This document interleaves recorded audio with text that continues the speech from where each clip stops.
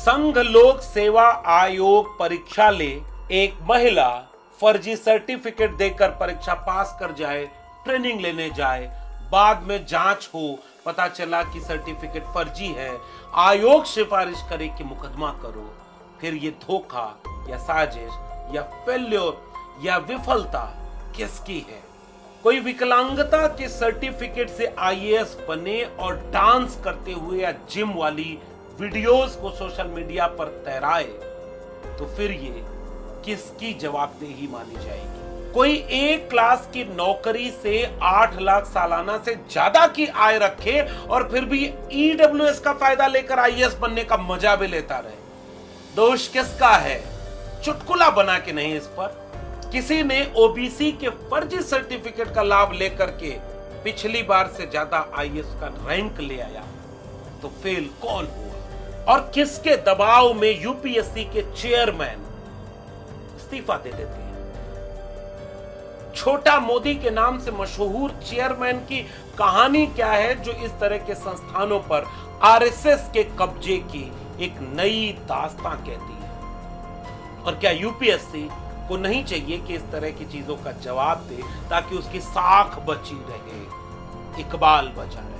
स्वागत है आप सबका डॉक्टर लक्ष्मण यादव के यूट्यूब चैनल पर।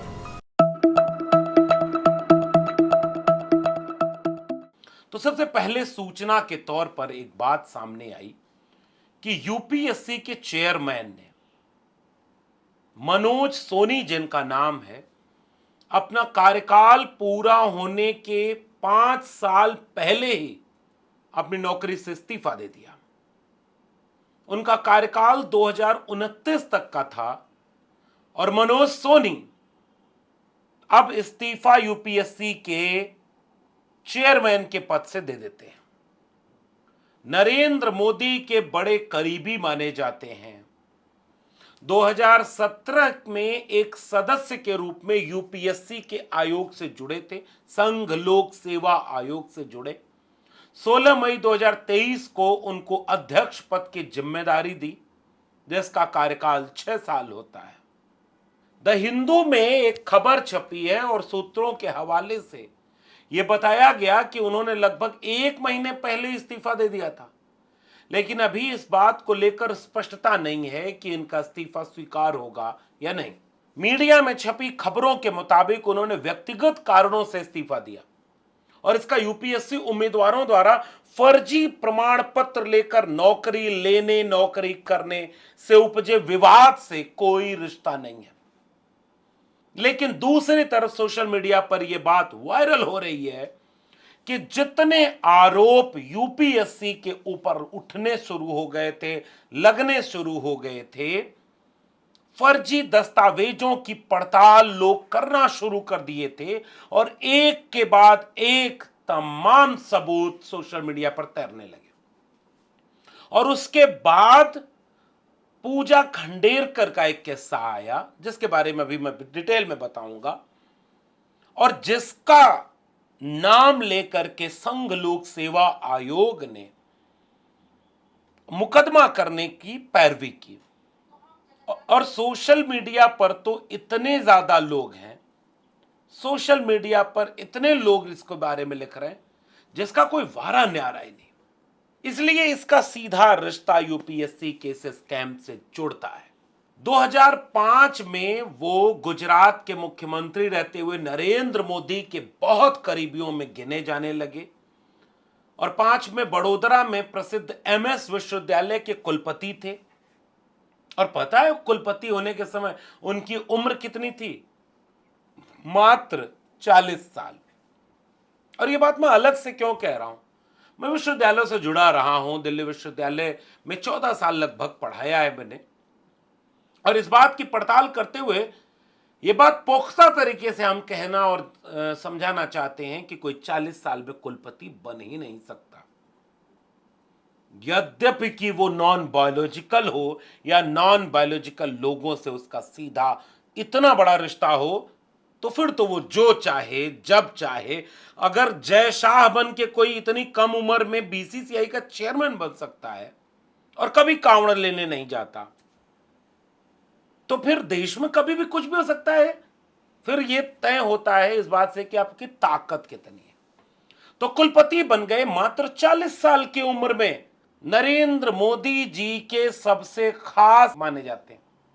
एक अखबार की खबर बताती है कि अपने पूरे इलाके में बाबा साहब के नाम पर एक ओपन यूनिवर्सिटी है, फिर उसके कुलपति बनाए गए। तो अपने क्षेत्र में वो छोटे मोदी कहे जाते थे। आरएसएस से गहरे तौर पर जुड़े रहे और उनका भाव भंगिमा सब कुछ इस तरफ इशारा करता था। लोग ये सवाल उठाने लगे कि क्या देश के हर संस्था पर अब आरएसएस वालों का ही कब्जा है।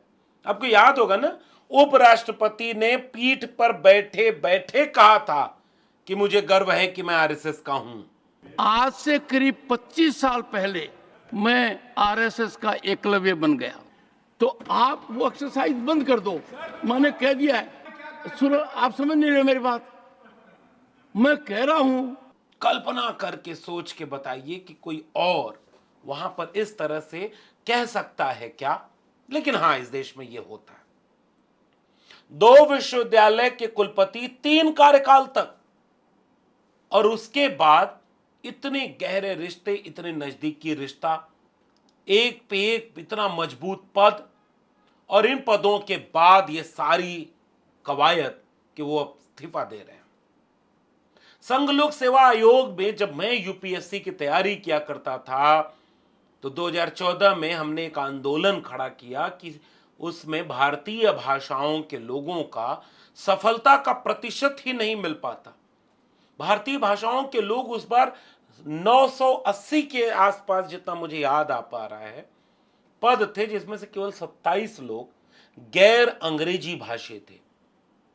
यूपीएससी कैसे बायस करता है, यूपीएससी कैसे भाषा के नाम पर भेदभाव करता है, और उसके लिए हमने ढेर सारे प्रमाण जुटाए थे कि मूल प्रश्न पत्र अंग्रेजी में बनता है और उसका हिंदी अनुवाद इतना घटिया होता है कि वो भेदभाव पैदा करता है। मॉडल आंसर अंग्रेजी में बनता है जिसका अनुवाद दिया जाता है लोगों को चेक करने के लिए। इंटरव्यू का प्रभाव अंग्रेजी वाला है। जैसे उस समय एक विवाद बना था कि स्टील प्लांट अंग्रेजी प्रश्न पत्र में लिखा था और उसका हिंदी अनुवाद लोहे का पौधा कर दिया गया था। वॉच डॉग का हिंदी अनुवाद कुकुर दृष्टि कर दिया गया था, और ऐसे बहुत सारे सबूत मिले थे। और संघ लोक सेवा आयोग पर तमाम तरह के सवाल उठाए जाते रहे। बाद के दिनों में यह भी सवाल उठता रहा कि संघ लोक सेवा आयोग का इंटरव्यू क्या जाति और धर्म के नाम पर उतना तटस्थ और निष्पक्ष होता है क्या, जितना हम उम्मीद करते हैं। लेकिन इस पर कभी खुलकर बात होती नहीं। पिछले दिनों एक ट्रेनी आईएएस थी, पूजा खेडकर। इसका जब विवाद सामने आया तो फिर से पूरे यूपीएससी पर चर्चा होने लगी। इसके पहले कई बार इसके घोटालों और घपलों पर सोशल मीडिया में चर्चा होती रही कि जो वेटिंग लिस्ट बना दी जाती है और रिजर्व कैटेगरी के लोग जो वेटिंग लिस्ट में डाल दिए जाते हैं, वो लिस्ट क्लियर होती है या नहीं होती है। लेकिन बाद में उसकी सूची गायब हो जाती है। पता ही नहीं चल पाता कि कितने आरक्षण के कोटे के तहत लोग एससी एसटी ओबीसी के लोग आईएएस बने, क्योंकि इसका सबूत ही नहीं इस तरह से दिया जाता। इस तरह के कई संगीन सवाल यूपीएससी पर उठते रहे। लेकिन इस बार क्या हुआ कि पूजा खेडकर नाम की एक ट्रेनी आईएएस, और उसकी जब गाड़ी 4 छल्ले वाली वायरल हुई, उसका अंदाज वायरल हुआ, तो फर्जीवाड़ा सामने आ गया और यूपीएससी ने जांच करवाई और पता चला कि बड़े पैमाने पर पूजा खेडकर ने फर्जीवाड़ा और जालसाजी की है। यूपीएससी की जांच रिपोर्ट कहती है कि पूजा खेडकर ने ना केवल अपना नाम बदला, बल्कि अपने पिता और माता का भी नाम बदला। इतना ही नहीं, उसने अपनी तस्वीर, अपना सिग्नेचर, अपना ईमेल आईडी, अपना मोबाइल नंबर, एड्रेस, सब कुछ बार बार और कई बार बदलकर यूपीएससी की परीक्षा दी। उसको निर्धारित अटेम्प्ट से ज्यादा अटेम्प्ट दिए और उसके बाद समय सीमा से ज्यादा परीक्षा का लाभ उठाया। उनकी मां मनोरमा और पिता दिलीप खेडकर भी चर्चा में है। उसका एक वीडियो आया जिसमें कथित तौर पर एक किसान को बंदूक दिखाकर धमकाती नजर आई। मनोरमा ने पुणे के मुलशी में धड़वली गांव में 25 एकड़ जमीन खरीदी थी और कुछ अन्य जमीनों पर कब्जा करने की कोशिश कर रही। यानी पिता से लेकर के पूजा खेड़कर के विवाद जब सामने आए तब इसकी जांच शुरू होने लगी और उसके बाद केस मुकदमा करना पड़ रहा है। कल्पना करिए 2021 में Puja Khedkar civil service exam non creamy layer OBC और PWD persons with benchmark disability category के तहत दिया और बाद में पता चला कि ये सर्टिफिकेट ही जाली हैं। खुद को नॉन क्रीमी लेयर का कैंडिडेट बताया था, वहीं उसके पिता ने अपने चुनावी हलफनामे में 40 करोड़ रुपए की संपत्ति बताई थी। तो वो नॉन क्रीमी लेयर में ओबीसी का फायदा कैसे उठा रही है? और यदि किसी कैंडिडेट के पिता की आय 40 करोड़ रुपए हो, उसके बाद पुणे में 4 स्थानों और अहमदनगर में 3 जगहों पर जमीन है, कुल संपत्ति 1,93,00,000 रुपए है, 42 लाख रुपए आय हो रही है और उसके बाद उनका पीडब्ल्यूडी वाला भी सर्टिफिकेट फर्जी, ऐसा पूरी सोशल मीडिया पर भरा पड़ा है। एक दूसरे आईएएस अभिषेक सिंह का नाम मीडिया में चर्चा में है और मैं फिर से पूरी पड़ताल के साथ कह रहा हूं, यह सोशल मीडिया में जितनी चर्चा है इसकी पुष्टि हम नहीं कर रहे कि किसी का हमने नाम ले लिया तो हम ये आरोप लगा रहे हैं। ये बात पूरी सोशल मीडिया में तैर रही है, वो हम बात आपके सामने रख रहे हैं। यूपीएससी को या इन लोगों को इसकी पड़ताल करके पुख्ता जानकारी सामने समाज के रखनी चाहिए। हम तो वो बातें बता रहे हैं कि जो फर्जीफिकेशन का पूरा मामला यूपीएससी के अंदर में आ गया। अभिषेक सिंह फर्जी डिसेबिलिटी का सर्टिफिकेट लगाकर यूपीएससी परीक्षा पास की और आईएएस है, 2011 बैच के आईएएस है। और ये मीडिया में खबरें चल रही हैं कि उनका डांस करने और जिम का वायरल हो रहा है वीडियो, रील्स बना रहे हैं। अमिताभ चौधरी नाम का एक शख्स है जो एक्स अकाउंट पर उनके डांस का वीडियो शेयर करता है और फिर कहता है कि देखिए डांस करने में कोई परेशानी नहीं है, लेकिन 2010 में डिसेबिलिटी कैटेगरी में यूपीएससी की परीक्षा दी, सिस्टम को धोखा देकर ऐसे जाने कितने लोग आईएएस बने होंगे, आईपीएस बने होंगे, लेकिन क्या यूपीएससी की साख पर यह सवाल या निशान खड़ा नहीं करता? पहले वो ईडब्ल्यूएस कोई है और सिलेक्शन हो गया, कोई बड़ी कैटेगरी की नौकरी मिल गई और उसके बाद फिर भी वो ईडब्ल्यूएस का फायदा उठा रहा, कोई विकलांगता का सर्टिफिकेट बनाकर इसका फायदा उठा रहा। तो फिर यह कितना बड़ा अन्याय उस पूरे समुदाय के लिए है जिसके लिए यह आरक्षण के प्रावधान किए गए। और देश की सबसे प्रतिष्ठित संस्था यूपीएससी, क्या कागज पत्तर चेक करने में जब इसके ऊपर पब्लिक में इतने सवाल उठ रहे हैं तो उसकी साख कहां बची? तब इशारा लगता है कि क्या यह सब कोई सुनियोजित तंत्र, कोई स्कैम की तरह तो नहीं हो रहा है और जरूरतमंद का हक छीन लिया जाए। सोशल मीडिया पर मुकेश ने इस तरह की कई पड़ताल की है।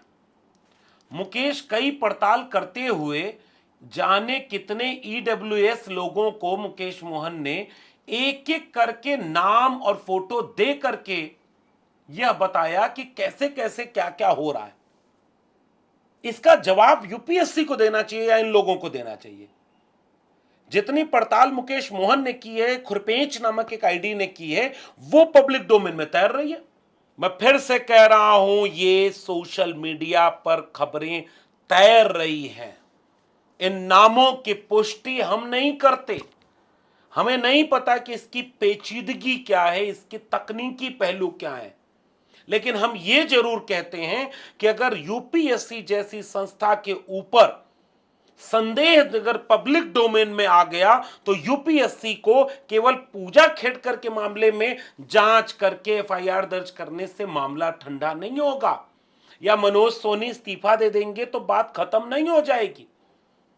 अगर मनोज मोहन, खुरपेंच जैसे सोशल मीडिया अकाउंट एक एक पड़ताल करके पब्लिक डोमेन में कई दिन से रख रहे हैं और अभी तक किसी ने उन पर आपत्ति नहीं की, जाने कितनों की सर्टिफिकेट फर्जी, जाने कितनों के कोटा फर्जी, जाने कितनों के पूरे मामले फर्जी हैं, दुरुपयोग कर रहे हैं। और सबसे ज्यादा दुरुपयोग ईडब्ल्यूएस सर्टिफिकेट का हो रहा है। सो कॉल्ड मेरिटधारी लोग ये कर रहे हैं, सो कॉल्ड मेरिटोरियस। और कहां कर रहे हैं? यूपीएससी जैसी संस्था में। इससे बड़ा एग्जाम कंडक्ट कौन कराएगा?